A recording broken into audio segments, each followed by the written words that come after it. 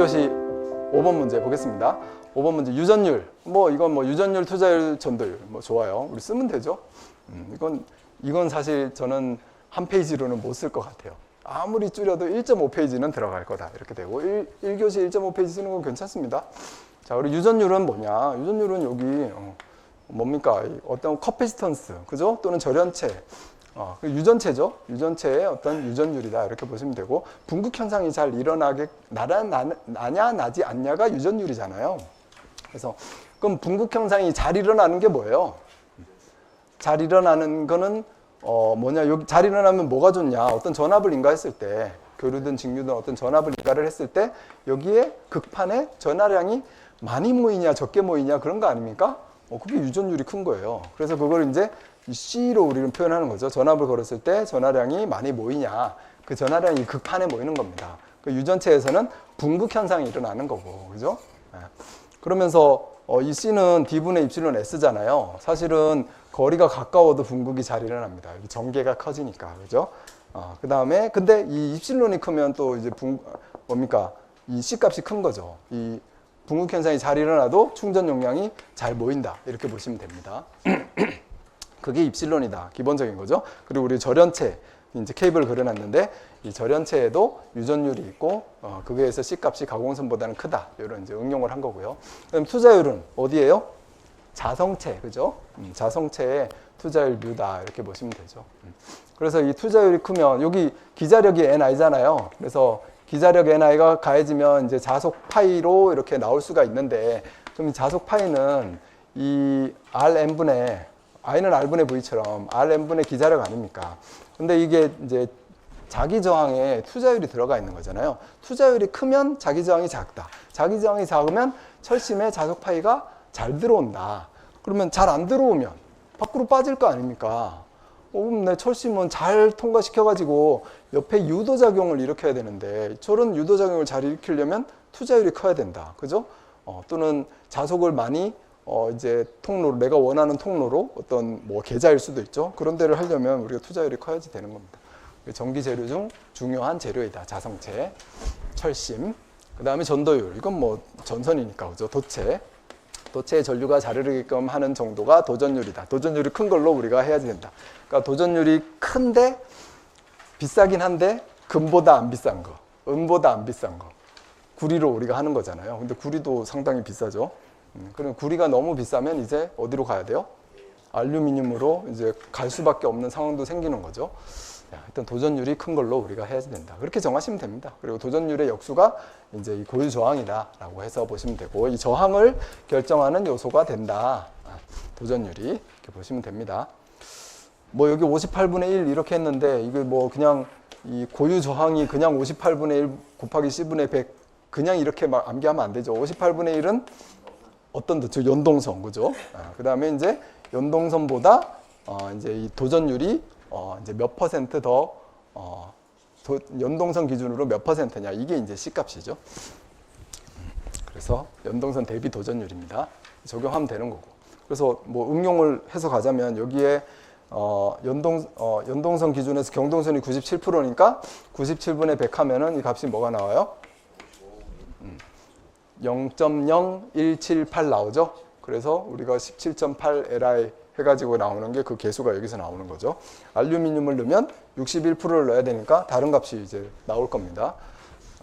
자, 쟤를 이제 비교를 하면 또 비교도 여러분들이 하시면 되고, 넘어가겠습니다. 중요한 거고, 이거는 계속 시험에 나오든 안 나오든 우리가 알아줘야지 되는 내용들입니다. 자, 6번. KC에 따른 전기 저장 장치 시설 기준. 그리고 시설 장소의 요구사항 중 전용 건물 이외의 장소, 그죠? 여기 이제 포인트인 거고, 전용 건물 이외의 장소에 시설하는 경우 고려사항. 근데 아까 말씀드린 대로 이게 시설 기준이 보면 ESS 시설 기준이 512에 나와요. 그리고 512.1에 리튬계 나트륨계 2차 전지 시설이라고 나와요.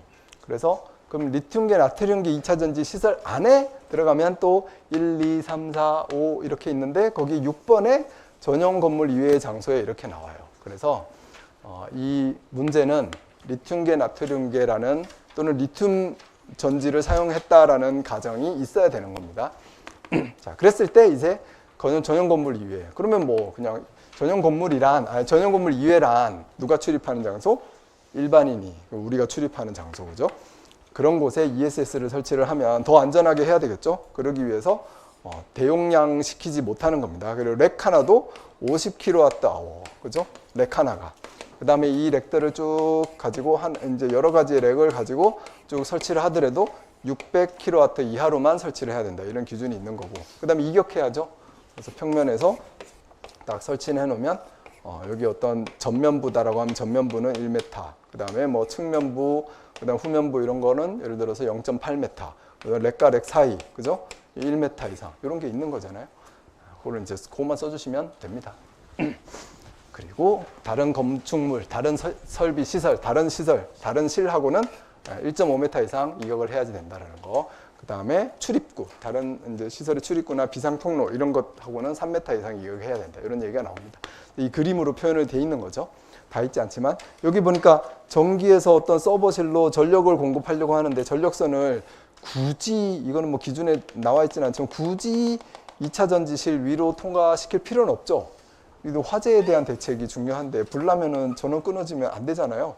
그러니까 이제 그림으로 표현을 한 건데 2차 전지실로 포설하지 말고 다른 데로 돌아가는 게 훨씬 낫다라는 겁니다.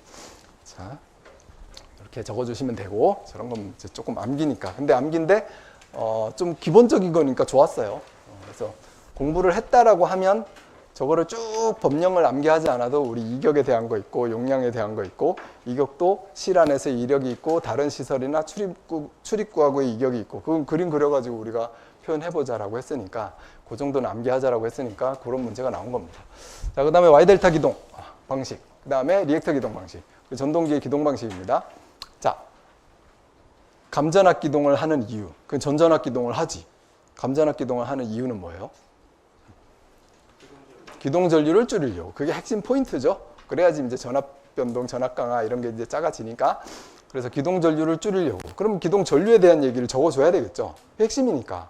그다음 그래서 감전압 기동을 했더니 기동 전류가 작아졌고, 그래서 전압 강화도 좀 계통의 전압 강화의 전압 변동에 대한 영향도 작아졌고 이거 좋은데 전동기 부하 입장에서 단점은 뭐예요? 네, 기동이 안 되는 거. 그게 뭐가 작아지는 거예요? 토크, 그죠? 그게 이제 또 핵심인 거예요. 그러면 이제 토크에 대한 얘기를 적어주면 됩니다. 그리고 비교하면 돼요. 자, 그러면 이제 기동 전류에 대한 비교, 이런 그림. 자꾸 청기를 누설하면 안 되는데, 그죠? 우리 기동, 이러한 기동 곡선을 갖잖아요. 이게 예를 들어서 전전압 기동이다라고 하면, 전전압 기동, 여기 뭐 너무 작게 그릴 필요는 없죠. 조금 더 높게 그려보겠습니다. 이렇게 전전압 기동이다라고 하면, 이게 기동 토크고, 그죠? 그 다음에 기동 전류는 이렇게 되는 거죠? 이 전류 곡선. 그러니까 요 시작점이 기동 토크, 요 시작점이 기동 전류, 그죠? 그리고 이제 운전점은 이제 부하하고 만나는 지점에서 운전이 되니까 이게 운전 전류, 운전 토크 이렇게 되는 겁니다. 그거 이제 다 하시는 거고. 그러니까 전압을 3분의 1로 줄였다. 그러면 전류는 그러니까 Y델타 기동은 전압을 얼마로 줄인 거예요? 권선의 전압을 몇 분의 1로? 루트 3분의 1로, 맞아요. 그 루트 3분의 1로 줄였으니까 기동 전류는 기동 전류는 전압에 어떻게 비례합니까? 어떻게 비례다 전압이 낮아지면 기동 전류도 작아지죠. 근데 제곱에 비례해요? 그냥 비례해요? 기동 전류는? 기동 전류는 사실 전압에 비례하고요. 기동 토크는 전압의 제곱에 비례합니다. 이거는 팩트예요, 팩트. 그냥 이렇게 하는 게 이제 확실한데, 그런데 Y델타 기동에서 루트 3분의 1의 전압이 변화됐는데 기동 전류가 이거의 제곱인 3분의 1로 변화되죠. 그렇죠? 이거는 왜 그런지 우리는 알죠. Y결선과 델타 결선의 어떤 선전류의 차이에 대한 게 기본적으로 이제 이해를 하고 있어야 되고, 그죠? 빠르게 넘어갑니다. 전압은 3분의 1로 줄었으니까, 루트 3분의 1로 줄었으니까, 당연히 토크는 3분의 1이 되는 거죠. 그걸 여기다 표현하면 되는 거 아닙니까? 기동 전류가 이렇게 줄어든다. 3분의 1. 기동 토크가 기동 토크가 3분의 1로 줄어가지고 이렇게 형성이 된다. 이런 것이 이제 Y 델타 기동에서의 기동 전류와 기동 토크. 그걸 설명하면 되는 거죠. 자, 그 다음에 리액터 기동이나 이제 콘돌프 기동. 여기 이제 기동 보상기라고 했으니까 기동 보상기는 뭐가 들어가 있는 거예요? 당권 변압기가 들어가 있는 거죠. 당권 변압기가 들어가 있어요. 그래서 이제 탭을 둬가지고 전압을 줄인 겁니다. 감전압기도 하는데 예를 들어 80% 탭, 65% 탭 이렇게 둘 수 있다는 거죠. 80% 탭을 두면 전압이 80% 저하됐으니까 기동 전류는 원칙적으로는 80%, 기동 토크는 그거의 제곱 88, 64 이렇게 줄어들 겁니다. 그런데 여기서도 어떻게 됐어요? 기동 전류가 전압의 제곱에 따라서 또 변화됐어요. 또 근데 그럼 또 이유가 있어야 되잖아요. 근데 그 이유는 뭐냐? 이게 뭐를 써서 감전압 시켰으니까? 당권 변압기를 써서 했으니까. 리액터는 단순히 전압만 다운 시켰으니까 그대로 기동 전압에서 전류가 변화할 텐데 얘는 당권 변압기여서 그냥 이렇게 탭을 둬가지고 전동기에 공급을 한 거잖아요. 전동기에 공급하니까 여기 실제로 이거 전류는 전압만큼 줄어든다니까요. 그냥 비례해서. 근데 이게 당권 변압기잖아요. 여기에 들어가는 전류가 실제로 선에 흐르는 전류잖아요. 당권 변압기에 이게 전압비가 더 높네? 전압비가 높으면 전류가 여기 2차 측 전류보다 더 크게 흘러요? 작게 흘러요? 작게 흐르잖아요. 그래서 전압의 제곱에 비례하게 되는 겁니다. 그죠? 이런 것들을 이제 우리 알잖아요. 이렇게 이제 적어주면 되는 거예요. 이 답안지를. 그래서 이거 직입기동 대비 Y델타 기동의 전류 토크. 그 다음에 콘돌프 기동도 개념 적고 직입기동 대비 전류 토크. 이렇게 적어주면 됩니다. 근데 두 가지에 대한 걸 비교하라고는 안 했죠. 비교하라고는 안 했는데 내가 비교 또 해주고 싶잖아요. 그러면 이제 이 Y델타 기동과 콘돌프 기동 보상기 기동에 대해서 비교를 해보면 얘는 Y델타 기동 방식의 어떠한 단점을 보완할 수 있다. 뭡니까? Y델타 기동은 루트 3분의 1의 전압만 줄일 수 있죠. 근데 리액터 기동이나 우리 기동 보상기 기동은 뭘 둘 수 있어요? 탭을 둘 수 있잖아요. 그러면 기동 토크나 기동 전류를 제어를 할 수가 있는 거죠. 그러니까 부하 토크가 커서 안 돌아가면 안 되니까 그거를 돌릴 수 있는 탭 정도로 낮출 수가 있다. 이런 것이 이제 특징들이 되는 겁니다. 뭐에? 기동 보상기 방식 또는 리액터 방식의 특징이 되는 겁니다. 이렇게 해서 적어주면 돼요. 1교시 문제니까 이 정도만 해도 되고 두 개를 비교해도 되고 관계없습니다. 비교하면은 회로 구성도 그리고 두 개 기동 전류 특성, 곡선 그리고 그게 기본적으로 전압에 비례하는데 전압의 제곱에 비례하는 특성이 있다. 얘도 콘돌프도 전압의 제곱에 비례하는 특성이 있다. 그 다음에 토크는 당연히 전압의 제곱에 비례합니다. 이렇게 하는 거 좋고 그 다음에 기본적인 특징 어디다가 쓰냐? Y델타 기동은 우리가 건축물의 전기 설비에 어느 정도 중용량, 그죠? 그 다음에 기동 보상기나 리액터 기동은 좀 대용량 기동 방식에 사용을 한다. 이렇게 보시면 됩니다. 자, 그렇게 쓰면 이제 만점짜리 답안이 되는 거고요. 그 다음에 8번 노이즈 방지용 변압기. 자, 빠르게 한번 가볼게요. 노이즈 방지용 변압기 하면은 아까 설명드린 것처럼 노이즈 방지용 변압기의 종류가 뭐지? 이래서 제가 이제 음찔했다라고 했죠. 그래서 제가 찾아봤을까요? 안 찾아봤을까요? 검색해봤겠죠. 내가 모르는 뭔가 있나 보다. 노이즈 방지용 변압기의 종류 이렇게 검색을 해도 뭔가 적당한 뭐가 안 나왔어요. 그래서 그러면 우리가 떠오르는 건 뭡니까? 그냥 교재에 있는 거. 노이즈 변압기 하면 교재에 그냥 이렇게 있잖아요. 요 그림하고 요 내용만 싹 있잖아요. 그래서 커먼 모드, 노멀 모드, 노이즈가 다 제거가 된다. 그죠? 일반 변압기는 제거되지 않는다. 그 다음에 이 차폐 변압기는 커먼 모드는 제거되는데 노멀 모드, 노이즈는 제거되지 않는다. 우리 이거 알잖아요. 그래서 그러면 시험장에서 어떻게 해야 됩니까? 시험장에서 맞닥뜨렸어요. 저야 이제 검색해보고 안 나오는데 이게 답이겠지 이러고 이제 썼는데 모릅니다. 저도 모르는 뭔가가 있을 수 있으니까 그건 이제 모르겠으나 여러분 시험장에서 맞닥뜨렸다라고 했을 때 근데 이거 풀어야 된다. 선택 안 하면 안 된다 이랬을 때는 그때 어떻게 해야 됩니까? 나를 믿고 가야 됩니다. 내가 본 거를 믿고 가야 돼. 그때는 이게 틀릴지 맞을지는 시험장 나와서 이제 봐야 되지만 시험장에서는 나를 믿고 가야 돼요. 어쩔 수 없어요. 근데 교재에 있는 내용 이거 외에는 본 거 없는데 이랬을 때 적고 나오면 그게 정답이 될 확률이 90% 이상 돼요. 그러니까 나를 믿고 가면 됩니다. 우리 같이 공부했던 걸 믿고 가면 돼요. 이 그림이 생각이 나면 이걸로 종류를 적어야 되는 거예요. 종류는 일반 변압기와 차폐 변압기와 노이즈급 변압기다. 이렇게 해서 오시면 이게 답이다라는 게 아니고 저도 이거밖에 쓸 수 없다라는 겁니다. 자, 그리고 일반 변압기는 여기 노멀 모드, 커먼 모드가 다 통과된대요. 이유는 뭐예요? 노멀 모드는 뭐예요? 노멀 모드 노이즈는 두 개의 선 간에 흐르는 노이즈인 거죠. 두 개의 위상이 다르니까 이렇게 어떤 서지 전류나 노이즈가 흐른다라는 거죠. 그러면 이렇게 흘렀을 때 노멀 모드 노이즈 이렇게 흐르면 자속 파이가 발생되고 자속 파이가 2차 측으로 유도되고 이렇게 전달되는 거죠. 이거는 변압기의 특성에 의해서 전달되는 거니까 커팅이 안 되고 당연히 전달된다. 이렇게 보시면 되는 거고요. 그 다음에 커먼 모드 노이즈는 뭐예요? 대지하고의 노이즈인데 어떤 대지하고의 어떤 정전 용량 이런 것들을 통해서 이제 흐르는 노이즈인 거죠. 근데 1차 권선과 2차 권선도 정전 용량이라는 게 있죠. 그러니까 그 전정 용량에서 노이즈가 유도가 돼서 갈 수가 있다. 그런 원리인 거고. 원리는 우리 아니까. 그 다음에 차폐를 시켰어요. 차폐 시키면 정전 유도가 돼요? 안 돼요? 안 되잖아요. 그러니까 커먼 모드 제거.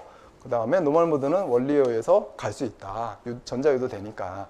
노이즈급 변압기는 전자 유도도 방지를 한 겁니다. 전자 유도를 방지를 하려면 그 권선의 구조 이런 것들을 이제 바꿔야지 되겠죠. 그렇게 해서 어떤 권선을 어떤 뭡니까? 권선을 지그재그 결선이라든지 이런 결선을 통해서 우리가 노멀 모드 노이즈를 이제 제거를 하는 겁니다. 거기까지.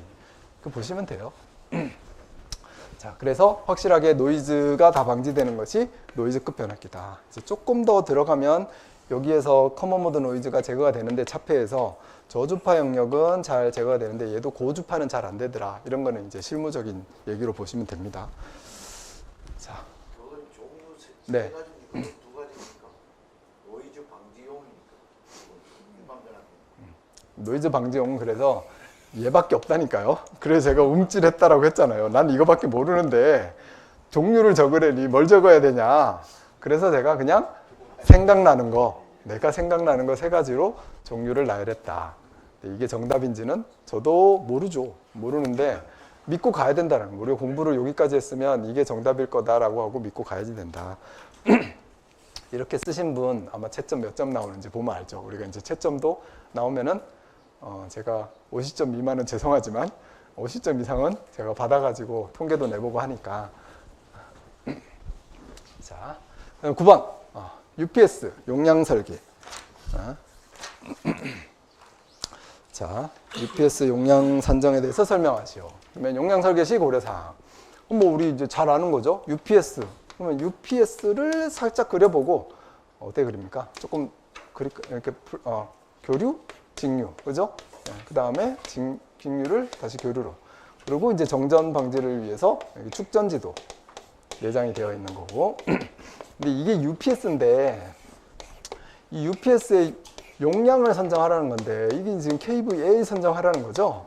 그러면 기본적으로 KVA 선정하는 건 변압기든 발전기든 UPS든 똑같다고 그랬죠. 용량을 선정함에 있어서는. 그럼 여기에 부하가 여기에 있는 부하가 있으면 부하보다는 어떻게 해야 돼요? 당연히 크게 해야 된다. 근데 문제는 이제 이 뭡니까? 과도 부하가 있을 때 전동기의 기동시 이럴 때가 이제 대표적인 거죠. 과도 부하가 있을 때는 이 과도 부하까지 플러스해서 더 커야 돼요? 작아야 돼요? 당연히 커야 된다라는 거예요. 근데 과도는 잠깐만 있다가 사라지는 거니까 그거에 의해서 내가 짧게는 견딜 수 있잖아요. 그게 가부하 내량인 거죠. 그 가부하 내량 값을 고려해서 내가 더 크게 해주면 된다라는 거고. 그 다음에 이 UPS라는 거는 정전압 정주파수죠. CVCF를 내가 요구를 하는 건데 정전압 정주파수를 유지를 해야 되는데 과도 전류에 대해서는 이게 전압 변동이라는 게 생길 수가 있잖아요. 계통에. UPS 2차 측도 마찬가지로 이 전압 변동을 허용 전압 변동 이내로 할 수 있는 용량을 만들어야 된다. 이 용량이 크면 허용 전압 변동이 작아지니까 충분히 내가 과도 전류에 이게 응해 줄 수 있으니까 그런 겁니다. 이게 세 가지예요. 그래서 그 세 가지를 만족시키면 됩니다. 그리고 이거를 이제 수식으로도 나타냈죠. 정상 부하보다 다 당연히 크게. 그리고 여기 기동부하가 있으면 여기 기동부하에 잠깐 동안 견딜 수 있는 내량을 고려해서 그거보다 크게, 그 다음에 전압변동도 허용 전압변동 이내로 할 수 있는 어떤 개수를 적용해가지고 그거보다 크게 이렇게 선정하면 되는 거다라는 거죠. 자, 이게 UPS 용량 산정이다 보시면 되겠습니다. 나는 축전지 용량까지 뭐 쓰겠다. 그러면은 이제 10점짜리로 쓰기에 또 시간이 너무 많이 가는 겁니다. 자, 이렇게 해서 UPS 용량 산정 적으시면 되고요. 네, 이렇게 훅 뜨면 안 되는데 이제 뭐죠? 전현무가 잘하는 거. 광고 큐. 광고 큐입니다. 빈 페이지가 있어요. 제가 광고를 넣습니다. 죄송해요. 네, 광고 한번 듣고 가십시오. 유튜브를 보더라도 광고 보셔야 되잖아요. 네. 자, 그래서 우리 이제 개강을 아직 멀었어요. 그죠? 근데 금방 시간은 금방 오죠. 그래서 우리 134회 시험 보고 우리가 8월에 개강하니까 여러분들 다 아시는 거고 다시 이제 당연히 계속 공부를 같이 하실 텐데 이제 유튜브에서 이 영상을 보신다면 저희 학원을 찾아오는 안목이 필요하다. 제가 그렇게 얘기했어요. 그죠? 안목이 필요하고 여러분들이 학원을 고르는 안목이 필요합니다.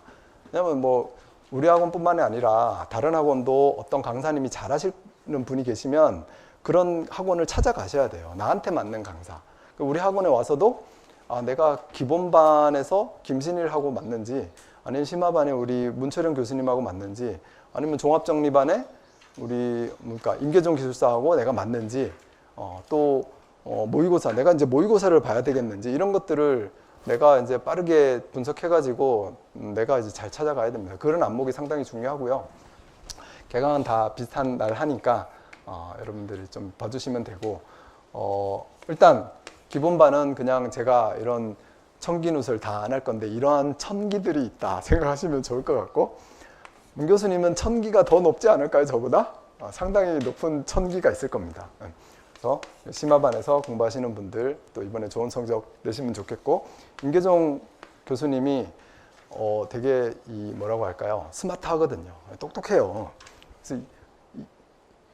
그래서 학교도 좋은 데 나왔잖아요. 고대 출신이잖아요. 그래서 공부도 되게 기본적으로 잘하는 사람이에요. 그래서 이제 기술사 공부하면서 본인이 잘 정리를 했고 그래서 그 임계종 기술사 서브노트가 이제 좀 잘 돼 있는 서브노트로 우리가 이제 평가를 하는데 이번에 본인이 그게 이제 옛날에 만들어진 거니까 다 개정이 안 돼 있잖아요. 그래서 이번에 본인이 다 개정하면서 다시 강의를 하는 게 이제 종합정리반입니다. 그래서 정리가 잘 되어 있고 새롭게 다 잘된 서브노트를 새롭게 다 개정을 할 거니까 이걸로 공부해야 되겠다 싶으면 그렇게 임계종 기술사님 강의 들으시는 거 괜찮을 겁니다. 이제 강의는 이제 올해 처음 시작했으니까 강의 스킬은 이제 시간이 갈수록 조금 늘 텐데 본인이 정리하시고 노력하시는 게 상당합니다. 그리고 좋은 회사 다니잖아요. 좋은 회사 다니는데 그만두고 강의하는 거거든요. 제가 엄청 말렸어요. 하지 마라. 그러니까 강의하는 건 좋은데 그만두지 마라. 제가 그랬습니다. 근데 본인은 나는 결정하면 그냥 이거에 올인을 하겠다. 그리고 좋은 직장은 다시 못 들어가잖아요. 진짜로 다시 못 들어가잖아요. 다시 들어갈 자신이 있나? 너무 똑똑해서. 뭐 S전자도 다니다가 또 이 K 통신회사 다니다가 좋은 회사만 다닌 거예요. 저는 제가 다니는 회사 언제든지 다시 갈 수 있으니까 사실 저는 그만두고 했는데 이분은 아닌 것 같긴 한데 그래서 상당히 본인이 칼을 갈고 하십니다. 그래서 좋은 강의가 될 거다라고 생각하고요. 우리 홍 교수님은 여기 답안지화 시키는 거 잘하잖아요. 그래서 핵심적인 거 잘 녹여내리고 그 다음에 한 장으로 압축하고 이런 거 원래 공부할 때 잘했었거든요. 그래서 아주 특징이 아주 좋습니다. 다 좋으시니까 잘 할 거다. 일단은 잘 할 거다. 이렇게 하고 문 교수님은 상당히 실력이 높은 게 발송배전도 하시니까 발송배전 기술사 자격증도 있고 발송배전 강의도 하시니까 건축전기에서도 되게 심도 있게 강의를 하실 겁니다. 안 봐도 뻔합니다. 심도 있는 강의가 될 거다 이렇게 보시면 되고요. 그 다음에 요즘 안전도 뭐 공부 많이 하시는 것 같아요. 하시는 것 같고 우리는 안전반도 현재는 꽉 차 있습니다. 제가 잘못 계획을 세워가지고 이 작은 강의실에서 하는 걸로 해가지고 꽉 찼어요. 근데 이제 내년에는 더 인원 늘릴 겁니다. 그리고 뭐 제 강의도 꽉 찼으니까 8월 24일 날 등록하겠다라고 오시면 등록 못할 확률이 매우 높습니다. 그래서 7월 중순 되면 이제 미리 전화 주셔가지고 예약을 좀 하셔야지 오실 수 있어요. 네, 이렇게 광고를 마치도록 하겠습니다. 광고가 너무 길었네. 광고는 30초 만에 끝내야 되는데, 그렇죠? 자, 그 다음에 10번, 11번, 12번 간단하니까 보고 좀 쉬겠습니다. 조금 이제 시간이 가서 여러분들 지루하신데 빨리 끝낼게요. 네, 부스덕트. 이건 뭐 부스덕트 그냥 보면 어디다가 설치합니까? 부스덕트 어디다가 설치하실 거예요? 대표적으로 우리가 가장 많이 하는데 변압기 2차측. 그럼 또 그림 그리실 거예요? 안 그리실 거예요? 네. 그래야죠. 변압기 2차측, 예를 들어 ACB하고 여기 모선이 이렇게 있다라고 하면 변압기하고 ACB반은 옆에 안 있는 경우가 많죠? 특고압반, 변압기반, 저압반. 저압반 중에서 변압기하고 연결되는 게 ACB. 요 사이에 선로를 어떻게 할 거냐? 부스덕트로 할 거냐? 케이블로 할 거냐? 그죠?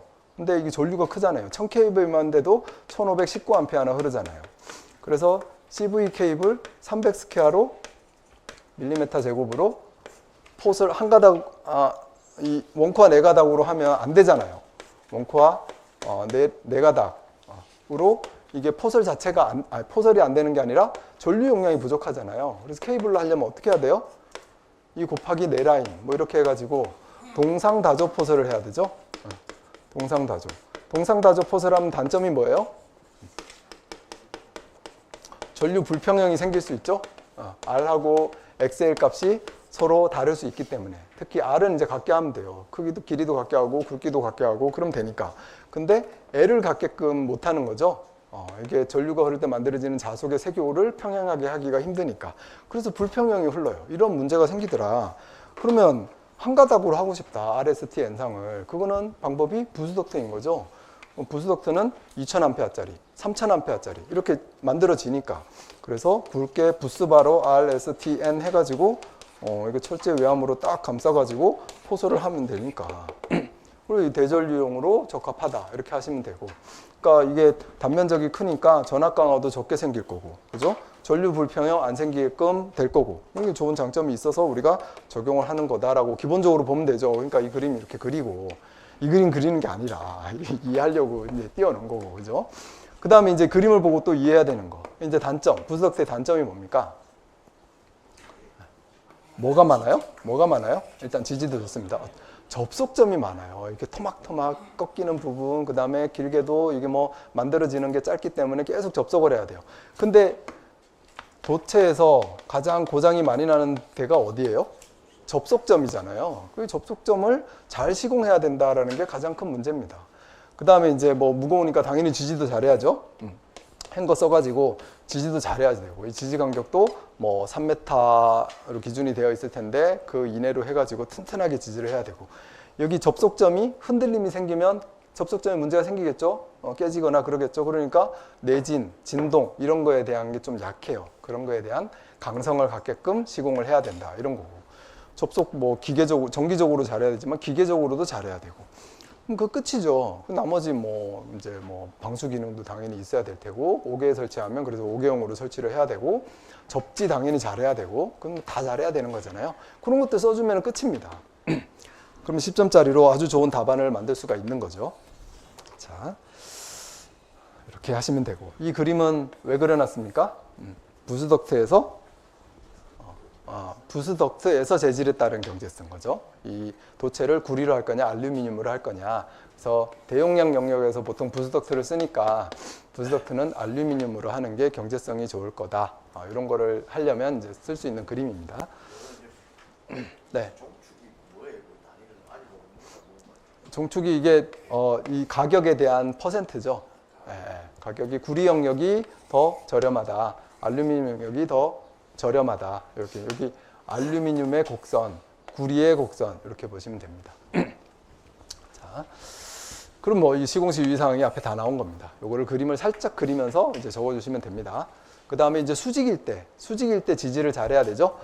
그래서 부스덕트에서 수직에 설치하는 지지 재료 뭐예요?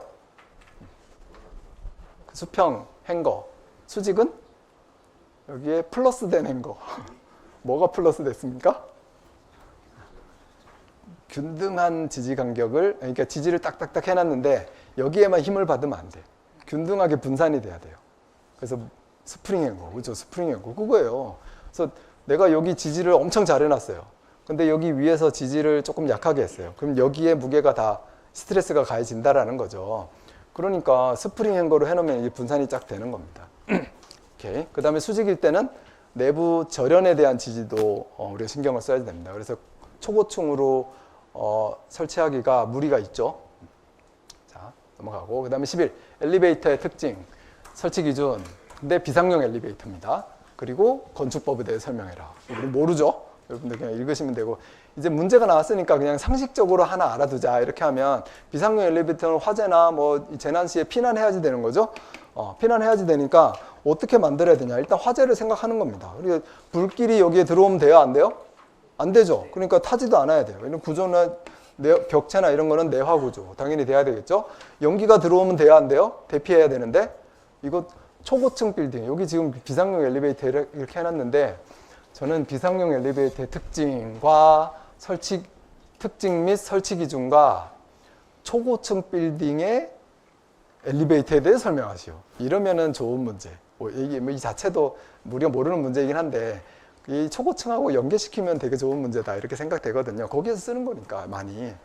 근데 뒤에 초고층이 나오잖아요. 근데 거기 초고층 엘리베이터가 나오고 엘리베이터 안전장치가 나왔어요. 그래서 아니 초고층의 엘리베이터 장치는 또 뭔가 특별한 게 있나? 그래서 내가 또 검색을 해봤습니다. 근데 별로 뜨는 게 없어요. 그래서 그냥 분리했거든요.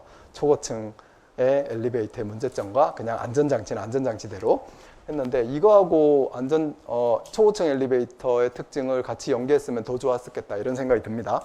그건 좀 아쉽지만 아무튼 피난용은 여기 그래서 연기가 들어오면 안 되니까 급기 배기 그죠? 급배기가 있어야 된다. 그럼 급기는 어떤 공기? 신선한 공기가 들어올 수 있게끔 화재가 띵 울리면 그 다음에 여기에 연기가 있으면 되니까 연기 같은 것들은 배기 해가지고 이런 거 급배기 시설이 있어야 된다는 거죠. 그리고 기본적으로 여기 면적 뭐 6제곱미터 안 해오더라도 기본적인 기준 면적 이상이 있는 그런 엘리베이터 홀이 있어야 된다. 문 같은 게 있으면 다 방화문이어야 된다. 그 다음에 조명 설비 대피해야 되니까 조명 설비 이런 걸 갖춰야 된다. 요 항목이 끝입니다. 이게 비상용 엘리베이터의 가장 기본적인 특징이에요. 요 건축물의 설비 기술 기준에 관한 규칙에 나와 있는 내용 그대로입니다. 그대로인 그림이고. 자, 그리고 비상용 엘리베이터 설치 기준. 얘는 밑에 20 우리 기준에 있는 거예요. 교재에 있는 거 제가 그대로 갖다 놓은 겁니다.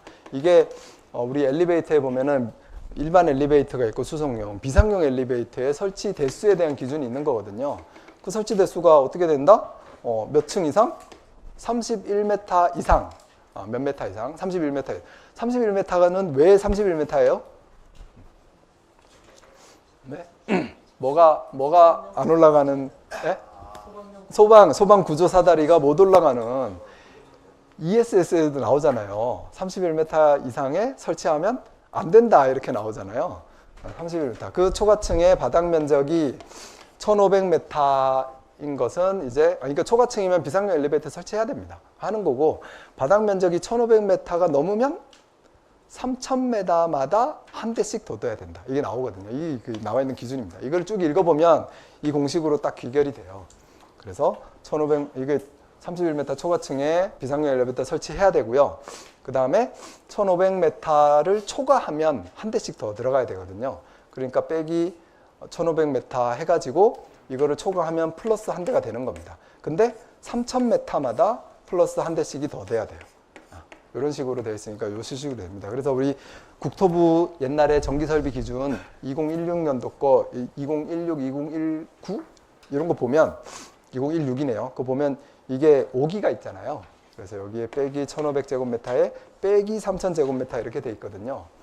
이 수식을 아무리 들여봐도 제가 이해를 할 수가 없어요. 그래서 도대체 뭘까 이러고 이제 이 건축법을 찾아서 쭉 읽다가 보니까 이게 빼기가 아니라 나누기구나. 그래서 제가 점두개 찍은 거거든요. 삐뚤게 찍었지만 점두개 이렇게 캡처해가지고 점두개 꽁꽁 찍어서 나누기를 한 겁니다.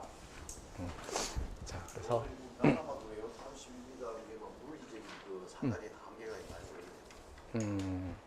그 안전하게 대피시키기 위해서 31m 이상 가면 흔들리거나 이럴 수 있잖아요. 그러니까 안전하게 대피가 안 되니까 그러겠죠. 그건 제가 모릅니다. 근데 그냥 그렇게 이해해 보자. 자, 그 다음에 12번 휘도, 수능, 연색성. 좋습니다. 휘도. 그럼 휘도는 일단 휘도식 뭐예요? 어떤 면적에 몇 칸델라 이렇게 나온 거잖아요. 그럼 칸델라는 뭐예요? 조도예요, 광도예요? 광도, 그죠? 광도 I요. 광도 I는 뭐예요?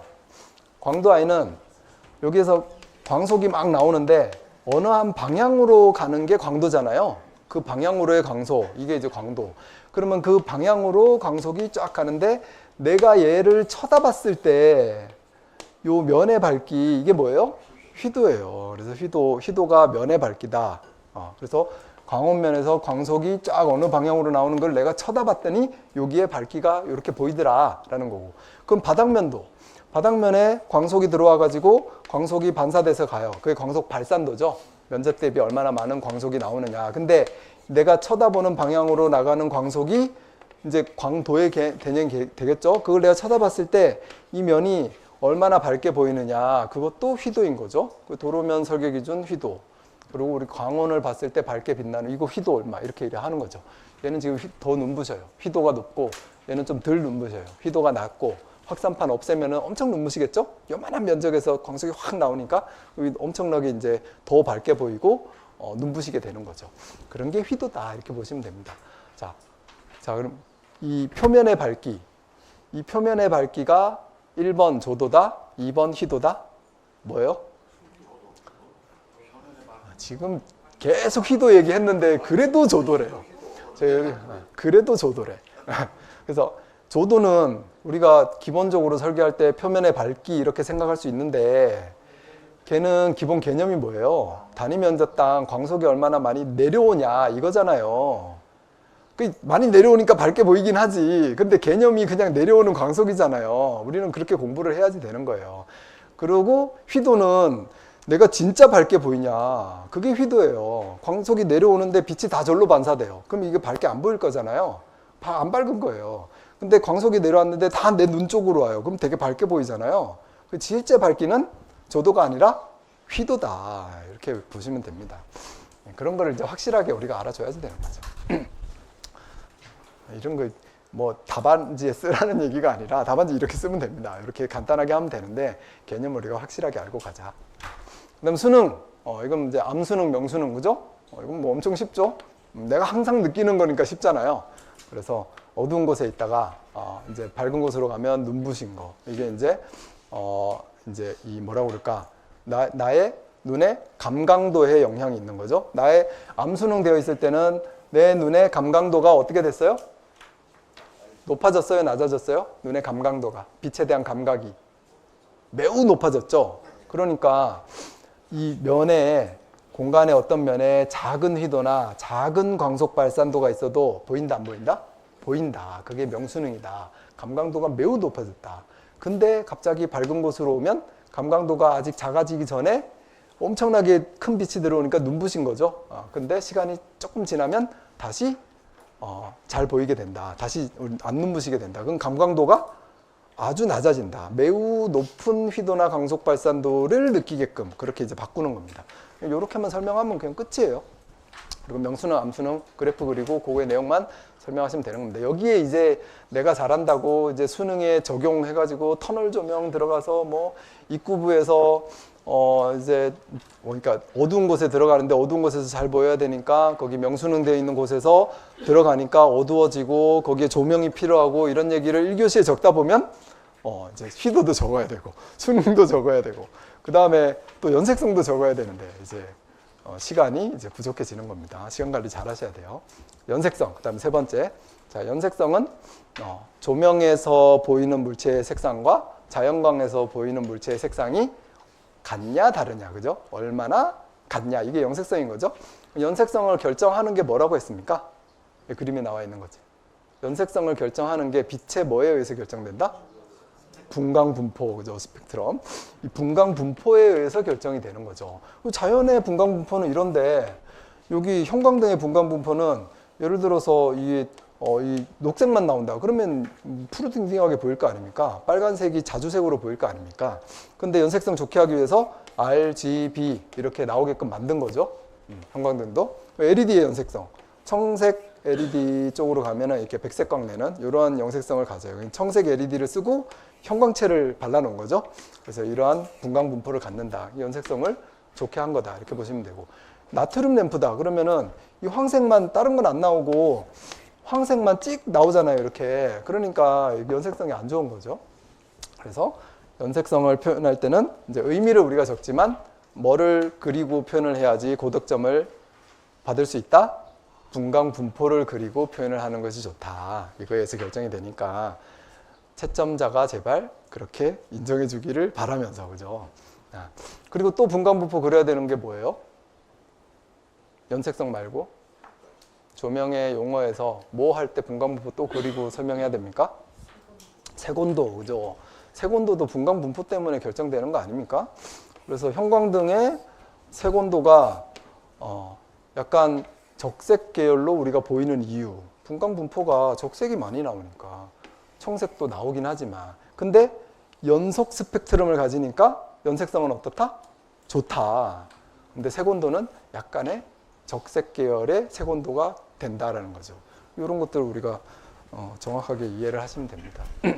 자, 그다음에 평균 연색 평가수. 이건 뭐 이제 연색성 얘기하려니까 평균 연색 평가수, 특수 연색 평가수가 있다라는 것을 안내를 했습니다. 자, 마지막 전기회로와 자기회로의 대형성. 네. 네. 네. 용어에. 네. 네.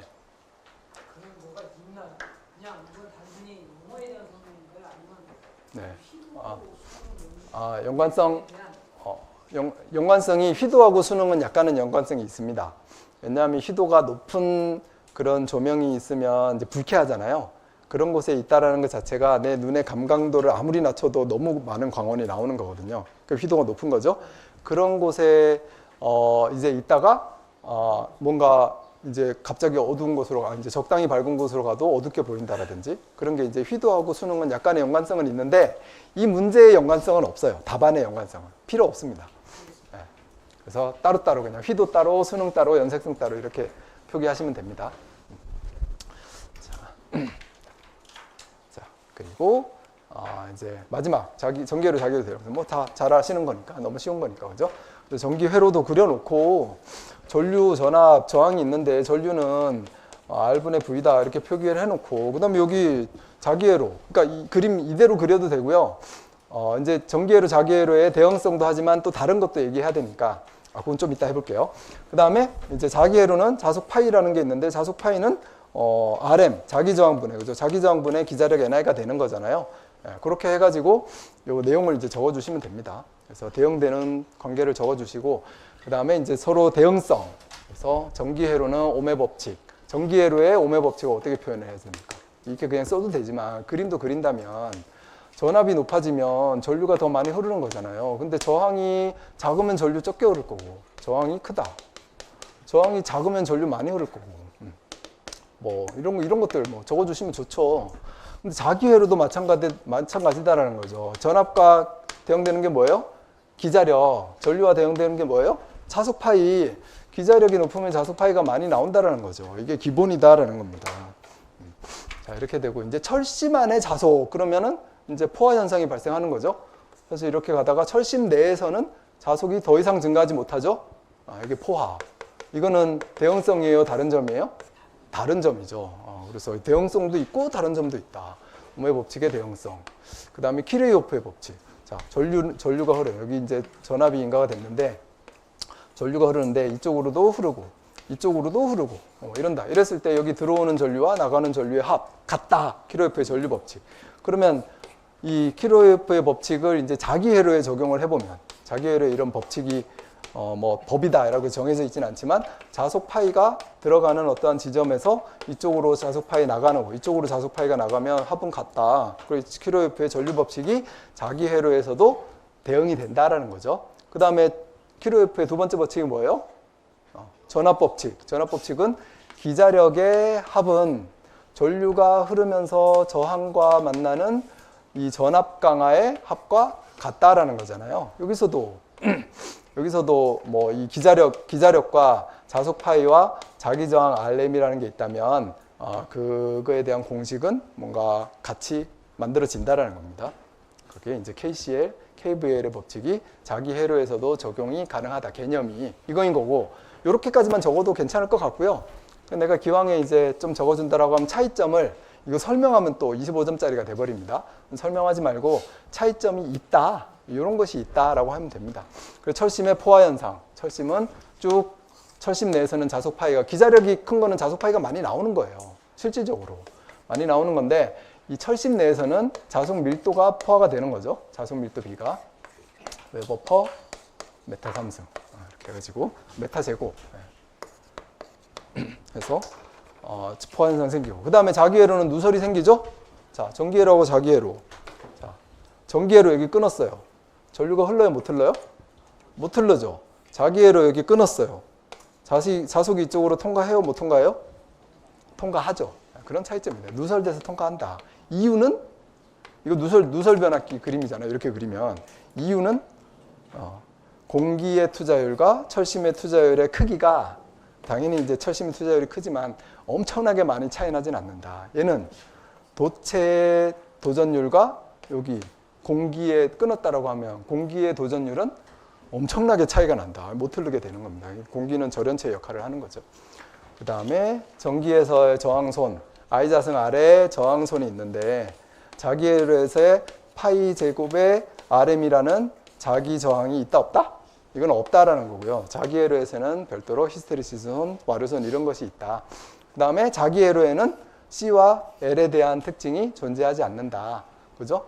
전압이 이렇게 가해졌는데 L 부하일 때 전류가 이렇게 흐르는 이런 위상차 이런 게 생기는데, 자기회로에서 기자력이 가해졌는데 자속 파이가 위상이 막 뒤로 가고 앞으로 가고, 이게 있다 없다? 없다라는 거죠.